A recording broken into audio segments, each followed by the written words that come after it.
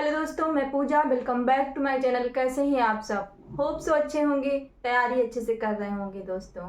So friends, जैसा कि हमने जो है बात कर ली हुई थी 1857 के स्वतंत्रता संग्राम के बारे में, जिस क्रम में हम सभी चल रहे थे, तो आइए उसी क्रम में आगे बात करते हैं। समय को बर्बाद नहीं करते हैं। बिहार की शिक्षक भर्ती के जो भी एस्पिरेंट्स हैं, हमारे पास इतना टाइम नहीं है। आइए जुट जाते हैं एक बार फिर से जो है 1857 की क्रांति के बारे में, जो कि हम लोगों को अपने माइंड में सेटअप करना है। उसी क्रम में आगे बढ़ते हुए हम जो बात करने वाले थे वो इस चार्ट के बारे में बात करने वाले थे कि विद्रोह कहाँ कहाँ हुआ, उनके शासक कौन रहे और जो है उनके क्या मुख्य बिंदु रहे। तो बात करते हैं क्षेत्र की। तो और जैसे कि जो दिल्ली क्षेत्र था, मैंने बताया हुआ था आप सभी से, दिल्ली क्षेत्र में जो शासक था वो बहादुर शाह या फिर बहादुर जफर था। ठीक है, दिल्ली में जो कि वृद्ध थे और बख्त खान ने नेतृत्व किया था। और उसका दमन किसने किया? हडसन और निकोलस ने इस जो है विद्रोह का दमन करते हैं। इसके फलस्वरूप जो है इसमें कुछ मुख्य बिंदु निकल के आते हैं जो कि हमारे एग्जाम की दृष्टि से इम्पोर्टेंट है और क्वेश्चन में पूछ लिए जाते हैं कभी कदार।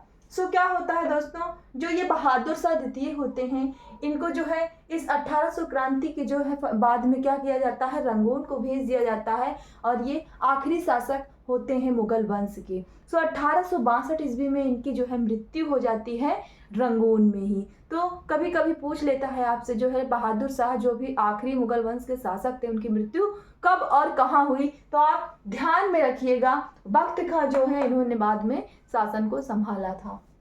दोस्तों, जो लखनऊ क्षेत्र है आपका, लखनऊ क्षेत्र में क्या हुआ था कि यहाँ की जो हमारी शासक थी बेगम हजरत महल, ठीक है, जिन्होंने विद्रोह में पूरी तरीके से नेतृत्व किया था और विद्रोह दबाने का काम जिसने किया था ब्रिटिश के कैंपबेल ने किया था, जो कि बहुत ही प्रमुख सेना नायक था, जिसने कई क्रांतियों का दमन किया और वो सफल रहा दोस्तों। और इसका जो परिणाम क्या था, मुख्य बिंदु क्या था कि जो बेगम हजरत महल थी ये कहाँ, नेपाल चली गई थी इस विद्रोह के बाद। बात कर लेते हैं कानपुर की। तो कानपुर में जो कि शासक थे नाना साहेब, जिसको जो है धोंदू, नाम याद रखिएगा, धोंदू पंत, ये जो है इनका नाम भी आपसे कभी कदार पूछ लिया जाता है कि नाना साहब का दूसरा नाम क्या था। तो धोंदू पंत था जो है इनके जो है नेतृत्व में यहाँ विद्रोह कानपुर में हुआ था और जो इसका दमन हुआ ये भी कैंपबेल के द्वारा किया गया। और जो इसका मुख्य बिंदु है ये है कि ये जो नाना साहब थे ये आपके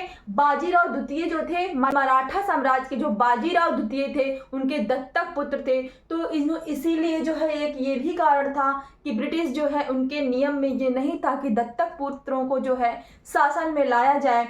इसके लिए भी उन लोगों ने क्या किया था, इसका विरोध किया था नाना साहेब का। बात कर लेते हैं अगर ग्वालियर की। तो ग्वालियर की अगर हम भी नेतृत्व किया था तात्या टोपे ने किया था और तात्या टोपे का जो है दूसरा नाम है, ये आप ये भी याद रखिएगा, इनको रामचंद्र पांडुरंग के नाम से भी हम सभी जानते हैं। ठीक है, और ब्रिटिशों ने यहाँ भी इस क्रांति का दमन कर दिया। उसके बाद जो मानसिंह का नाम याद रखिएगा, इनके तात्या टोपे के संबंध में मानसिंह का नाम याद रखिएगा। मुख्य बिंदु में मानसिंह के विश्वासघात के कारण ही इनको क्या हुआ था, फांसी की सजा हो गई थी दोस्तों। उसके बाद अगर हम बात करें झांसी की, तो आप सभी जानते होंगे रानी लक्ष्मीबाई को, जिन्होंने एक पुरुष की भांति जो है डटी रही थी और अंग्रेजों से किस तरीके से मुकाबला किया था इसके बारे में आप सभी परिचित होंगे और जिनके चर्चाएं हर एक किताबों में, टीवी सीरियल्स में, यहाँ तक कि मूवियों में भी खूब सारा दिखाया गया है दोस्तों। जो ये रानी लक्ष्मीबाई थी, इन्होंने नेतृत्व किया था 1857 की क्रांति का और यहाँ जो दमन करने वाले थे वो थे हमारे सर ह्यूरोज थे, इनका नाम याद रखिएगा।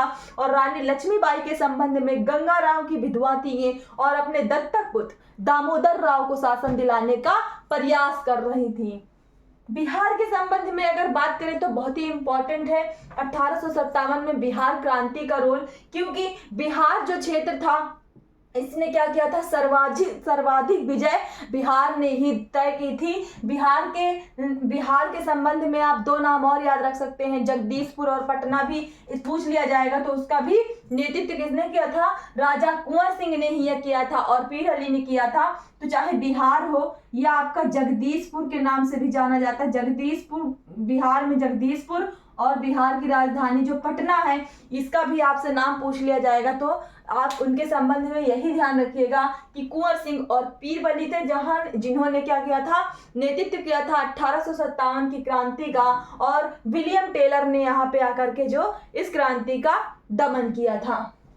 बात करें अगर इलाहाबाद की, तो इलाहाबाद में जो है लियाकत अली ने नेतृत्व किया था सैनिकों का 1857 की क्रांति के विद्रोह के लिए, और जनरल नील ने क्या किया था, जनरल नील ने जो है इस क्रांति का दमन कहाँ कर दिया था, इलाहाबाद में कर दिया था दोस्तों। उसके बाद हम आगे आते हैं बरेली में। तो बरेली में जो खान बहादुर शाह के नेतृत्व में विद्रोह हुआ था और जो दमन किया था वो यहाँ भी किसने किया था, कैंपबेल ने किया था। तो कैंपबेल के संबंध में आप याद रखिएगा कि लखनऊ में जो दमन हुआ वो कैंपबेल ने किया, आपका कानपुर में आपके कैंपबेल ने ही विद्रोह का दमन किया, और लास्ट में आते आते बरेली में भी जो है कैंपबेल ने ही क्या किया, दमन किया। साथ ही साथ आप थोड़े से जो है क्वेश्चन में कभी कदार ये भी पूछा जाता है कि गोरखपुर पे जो है जो विद्रोह जो उठा था तो उसका नेतृत्व किसने किया था, तो गजाधर सिंह ने किया था। बहुत ही छोटा छोटा सा विद्रोह है, तो इसकी हल्की सी चर्चा यही है कि गोरखपुर में गजाधर सिंह ने विद्रोह किया था, इतना ही याद रखिएगा, ज्यादा नहीं पूछता है। और राजस्थान में जयदयाल और हरदयाल का नाम याद रखिएगा, अगर पूछ लेता है आपसे तो जो है ध्यान में रहना चाहिए, क्योंकि कोई भी पाठ हमें स्किप नहीं करना है। भारतीय राष्ट्रीय आंदोलन का दोस्तों, जो कि हमारे बिहार शिक्षक भर्ती में जो है पूछा जाना है, और एक बहुत ही बड़ा पार्ट है, हमारे क्वेश्चन ज़्यादा से ज़्यादा कवर करने वाला है। ठीक है फ्रेंड्स, सो बात कर लेते हैं। अगर हमने इसकी बात कर ली, आपने स्क्रीनशॉट नहीं लिया हो तो आप स्क्रीनशॉट ले लीजिए। आशा करती हूँ आप सभी ने स्क्रीनशॉट ले लिया होगा दोस्तों। सो इसी के क्रम में जो है हम आगे बढ़ते हैं। हम लोगों ने बात कर ली है कारण की, प्रारंभ की, विस्तार की। अब जो हम चर्चा करेंगे असफलता के कारण, क्यों जो है हमारी ये क्रांति असफल हो गई, उसके बाद इसके परिणाम क्या रहे। स्वरूप हमने स्टार्टिंग में पढ़ा था, लेकिन लास्ट में मैंने इसलिए रखा है क्योंकि अब आपको जो है क्रांति का जब सारी चीज़ें आपको एक निचोड़ बन के तैयार हो चुका होगा तो आपको पता चल जाएगा कि आखिर इसका स्वरूप एक रूप में क्यों नहीं था। तो लास्ट में इसकी चर्चा कर लेंगे और किसने क्या कहा है, ब्रिटिश इतिहासकारों ने क्या कहा है और भारतीय इतिहासकारों ने क्या कहा है, उसकी साथ में बात कर लेंगे फ्रेंड्स। तो हमारे साथ आप बने रहिएगा। तो फ्रेंड्स आइए कुछ पॉइंट को डिस्कस करते हैं जो कि रिलेटेड है आपके 1857 की क्रांति के असफलता के कारण से। तो बात कर लेते हैं फ्रेंड्स। आप इसको नोट करना चाहें कहीं तो नोट कर सकते हैं, स्क्रीनशॉट लेना चाहते हैं स्क्रीनशॉट भी ले लीजिए। नोट्स अगर है आपके पास तो आप नहीं नोट करिएगा, लेकिन अगर नहीं है तो आप लापरवाही नहीं करिएगा। स्क्रीनशॉट से भी काम नहीं चलता, क्योंकि स्क्रीनशॉट लेने के बाद कोई नोट नहीं करता है। आप जो है साथ में नोट करते रहिएगा।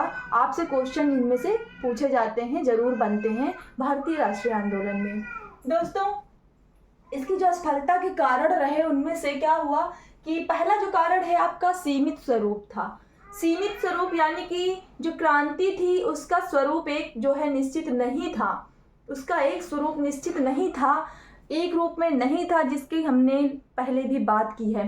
तो एक ये भी कारण था इस क्रांति के असफल हो जाने का। और जो दूसरे कारण की अगर हम बात करें तो दूसरा कारण इसमें क्या था, नेतृत्व का अभाव था। नेतृत्व का अभाव इसलिए था कि अलग अलग शासकों ने क्या किया, अलग अलग रूप से नेतृत्व किया, अलग अलग उद्देश्यों से नेतृत्व किया, सबकी उसमें अपनी स्वार्थ की मंशा जो है थी, जिस वजह से क्या हुआ, इस क्रांति को असफलता की ओर जाना पड़ा। जैसे कि अगर हम एग्जाम्पल से देखें तो क्या था कि नाना साहेब थे, वो दत्तक पुत्र थे बाजीराव के, तो वो अपनी कुर्सी के लिए, अपनी शासन के लिए लड़ रहे थे। जहां दूसरी ओर झांसी की रानी लक्ष्मीबाई थी, दत्तक पुत्र को, अपने दामोदर राव को शासन पे बिठाना चाह रही थी, इसके लिए लड़ रही थी वो, क्योंकि ऐसा ब्रिटिशों का रूल था कि जो है दत्तक पुत्र को शासन पे नहीं बैठाया जा सकता। सो यही कुछ कारण रहे दोस्तों जो कि स्वार्थ से परिपूर्ण थे और और क्रांति को असफलता की ओर ले गए। बात करें अगर हम तीसरे नंबर की, तो क्या था, सीमित संसाधन थे। संसाधनों की हमारे पास उस समय कमी थी, जिनकी वजह से क्या हुआ, हमें असफलता के रूप में क्रांति को देखना पड़ गया दोस्तों। उसके बाद हम बात कर लेते हैं संगठन का अभाव। हम कह सकते हैं एक तरीके से बहुत ही बड़ा रोल होता है किसी संगठन का एक क्रांति के लिए या फिर किसी युद्ध की शुरुआत के लिए, जो उस समय 1857 की क्रांति में नहीं था दोस्तों। तो हमें क्या देखना पड़ा कि कोई एक संगठन नहीं था जो कि सबका नेतृत्व कर सके और सभी एकजुट होके क्रांति को सफल रूप दे सकें। जिस तरीके से आपने बाद में देखा कांग्रेस अधिवेशन हुआ, कांग्रेस की स्थापना हुई और कांग्रेस के नेतृत्व में किस तरीके से हमें स्वतंत्रता प्राप्त हुई, तो कांग्रेस का एक बहुत बड़ा रोल था हमें स्वतंत्रता दिलाने के लिए। ऐसा कोई ऐसा कोई संगठन नहीं था हमारे पास जिससे कि हम क्रांति को सफलता की ओर ले जा सकें। इसीलिए हम एक ये कारण कह सकते हैं कि संगठन का अभाव था, जिसकी वजह से क्या हुआ, 1857 की क्रांति विफल रही दोस्तों।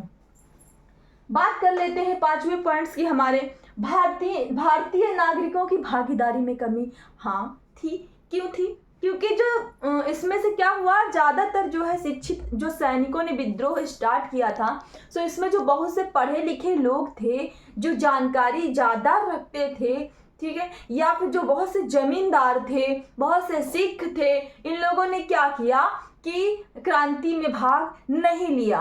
और थोड़ा सा इनमें क्या था, मतभेद भी था कि कुछ मजदूर जो है, किसान जो है, समझ रहे थे ये जमींदारों की लड़ाई है, और जमींदार समझ रहे थे ये मजदूर और किसानों की लड़ाई है, या फिर सेना नायकों की लड़ाई है, या फिर ये सैनिक विद्रोह है। जिसकी वजह से क्या हुआ, इनमें कन्फ्यूजन सा क्रिएट हुआ और कारण ये रहा कि एकता नहीं हो पाई। और इसका परिणाम तो आपको अच्छे से ही पता है कि जहाँ एकता नहीं होती है, लोग एकजुट नहीं होते हैं, तो उस चीज़ को क्या है, टूटना ही टूटना है, सफल होना बहुत ही मुश्किल होता है। और लास्ट अगर पॉइंट की हम बात करें तो वो हमारा उद्देश्य है। तो उद्देश्य में क्या था कि इस क्रांति का एक उद्देश्य निश्चित नहीं था, सबके अलग अलग उद्देश्य थे, जैसा कि मैंने पहले भी बात की, ठीक है, हर शासक के अलग उद्देश्य थे, सेना के अलग उद्देश्य थे, जिसकी वजह से हमारी क्रांति क्या हुई, विफल रही दोस्तों। इसके बाद में जब क्रांति असफल रही तो इसके परिणाम क्या हुए, परिणाम कुछ जो है ब्रिटिश के हक में हुए और कुछ जो है भारत के भी हक में हुए।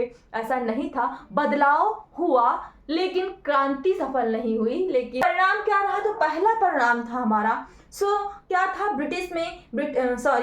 क्या था कि भारत में ब्रिटिश कंपनियों का राज चल रहा था। जैसे कि ईस्ट इंडिया कंपनी की अगर बात की जाए तो इस क्रांति के फलस्वरूप क्या हुआ था कि 1858 के आते आते क्या हुआ था, क्रांति पूरी तरीके से क्या खत्म हो चुकी थी आपकी। तो कंपनी शासन को हटा करके जो शासन लाया गया वो क्राउन शासन लाया गया।